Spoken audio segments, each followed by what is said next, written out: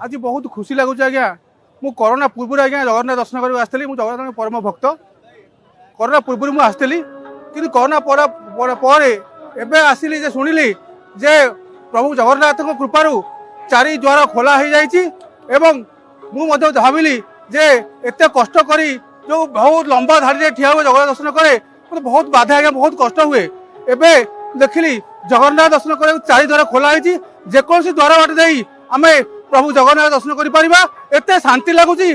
सहज भगवान को पाइबा भगवान पाखु पहुंचा एत सहज आमको लगुच प्रभु जगन्नाथ विश्वर ठाकुर ओडिशार ठाकुर तांकर आशीर्वाद आज चारि द्वार खोला बहुत बहुत धन्यवाद देवी से प्रभु जगन्नाथ को प्रभु एमती समाज मंगल देशर मंगल आपण मैंने एमती भाव लोक मान दर्शन दिंतु जार विश्वर मंगल हम सारा ओडिशार मंगल हम।